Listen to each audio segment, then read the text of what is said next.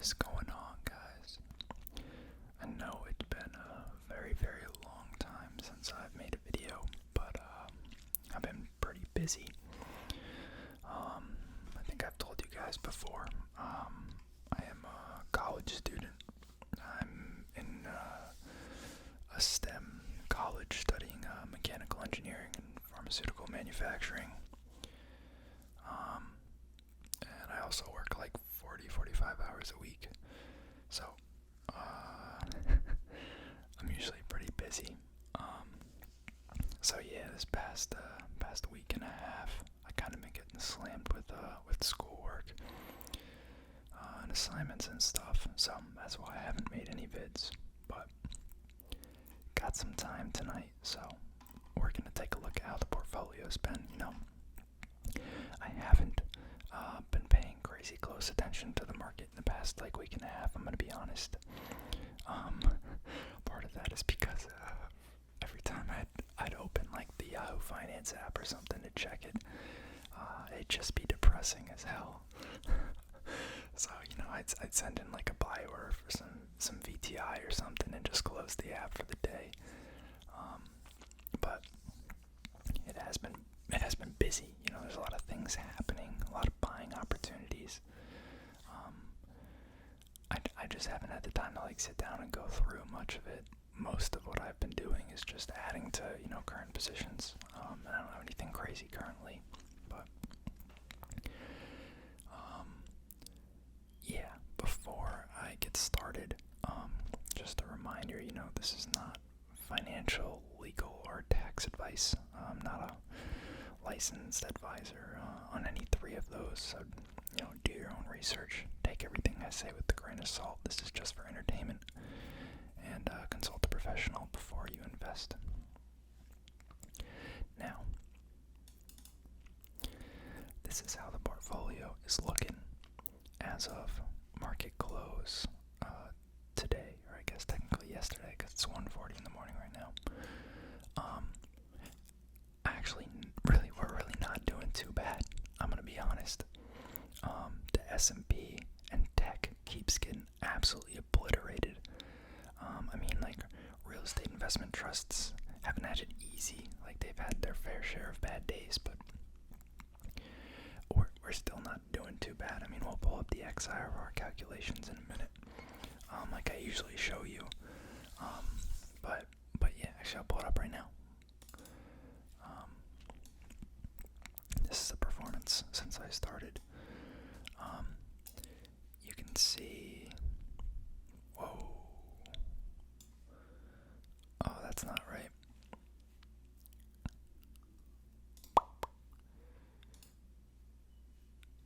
Let me update it real quick. What could we talk about while I'm doing it to keep you guys entertained?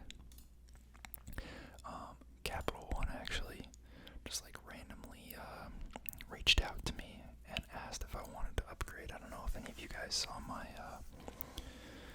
what credit cards do I use video, but I had a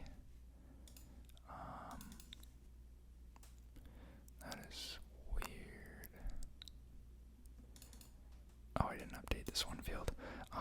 But they reached out to me and they asked if I wanted to be automatically upgraded to their Quicksilver, which is a full-fledged card. I had the student card before. It was the first credit card I ever got. So that's pretty neat, because that was my one concern. I think I talked about it in the video, was that there was better cards out there if I just wanted a flat rate for everything.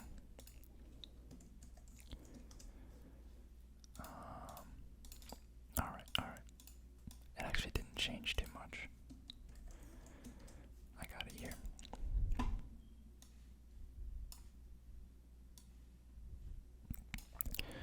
Okay.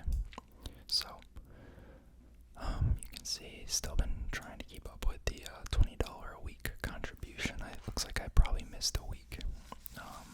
I didn't actually contribute the money, a week ago. Like I told you guys, it was pretty slammed. So probably just forgot.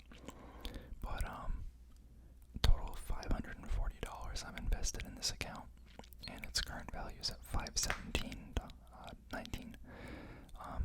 Received $4.67 in dividends total since I started. Total gain loss sitting at a loss of $22.81. So not bad. That's a non-weighted return of down 4.2% since I started. And I started this pretty high up in terms of valuations in the market. So honestly, not too upset with where it's at. XIRR sitting at negative 13.6%. It's probably more in line with the market, about what it's done. But again, not too bad. These dividends are starting to add up. Almost about to hit $5 in dividends. Hasn't even been, I guess it's been about 7 months now. I guess it's a decent amount of time, but almost hitting $5. That'd be almost like 1% of the money I've invested so far. But not too shabby. And if we take a look at the individual positions, Armada Hoffler is still up at the top, up 10.25% overall. I did go through and add a little bit of money to a couple of these holdings instead of buying anything new. One, because I wanted to take advantage of the buying opportunity I saw in some of them, and two, I just didn't really have the time to research or look for anything new. So that one's cost base is up to $45. I don't think I added anything to that one because it was already pretty high. ELS I've been adding money to. That was the most recent pickup. And I say it every time, so hopefully you guys don't get annoyed by it. But just gonna describe what each one is real quick. Armada Hoffler is just like a diversified REIT. So they have residential, retail, and office properties, and they also have a construction segment. ELS is equity lifestyle properties. Made a full video on that. I think that was the last dividend video. They own manufactured housing communities, RV parks, campgrounds, some marinas. Very new pickup, basically flat since I bought it. CPT, residential multifamily apartment REIT, based in the Sunbelt region. Basically flat since we bought it. That one came back, so it was down a couple percentage points. IIPR was up higher, but looks like it came back down 4.5% on that one overall. Again, I think I've been adding to that one as well because that's a newer one. They do industrial properties for cannabis growers. Hannon Armstrong. If you guys have been watching my videos, you know this was getting freaking pummeled along with all green energy, and it's finally coming back. I kept buying the dip and just holding, and it went from something we were down I think 25-30% into now we're only down. I'm only down 6.8%. Yeah, freaking amazing. I mean, it could crap the bed again, but green energy has had a nice return. I think what it is that and this is nothing that I foresaw, just kind of our dumb luck, is that with the whole Russia Ukraine crisis, don't know if I'm allowed to talk about that on here or not without getting freaking flagged, but we're seeing energy prices skyrocket, so I think people are back on their whole we need green energy now wave. So I think that's why they're seeing a return. Then is Medical Properties Trust. Hannon Armstrong, if it wasn't clear from me talking about it there, in sustainable infrastructure, green energy plays. MPW, Medical Properties Trust, down 7.3%. That one's just been kind of getting beat up. I probably ought to add more to that because they have a decent dividend, and I do like them. outside of this account. They run a bunch of hospitals, or no, don't run them, but they own them.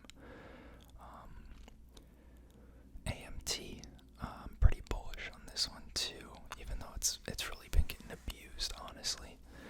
This is a cell tower REIT, and they also have some data center segments down 7.35%. I've just kind of been slowly adding to that one as well. You can see both that and MBW. I'm up to a $50 cost basis in. Main Street Capital, BDC Lender, medium small sized and equity lending, down 7.41%. Should probably add to that one a little bit as well. I'm only up to a $40 cost basis in that one. Agree Realty. This is going to be a retail REIT. So your retail storefronts for Bass Pro Shop, Wendy's, AutoZone, Home Depot, IKEA, like all those plazas. Down 8.5% on that one. Community Healthcare Trust, very similar vibe to MPW, just a little less focused on primary hospitals. Down 9.14%. The percentages sound bad, but I'm really not that far down in most of them. It's like a couple bucks, which I guess is the benefit of like me starting with a smaller account, is that the losses don't seem as big. But I guess if you look at it on a percentage basis, that's what's important. So I guess it does suck, but pretty confident in a lot of these long term. And then Toronto Realty. This is going to be a logistics play, fulfillment warehouses, distribution centers for like last mile delivery or shipping. Down a little under 10% on that one. I did add to that one as well, so that's up to $50 cost basis. And then one that kind of like swap places with Hannon Armstrong is MDC Holdings here. This is a home builder. Got absolutely clapped today. I don't know if there was any news out or not. We could actually look it up, but down 13% on that, but 5.3% of that was just today. So I don't know what happened.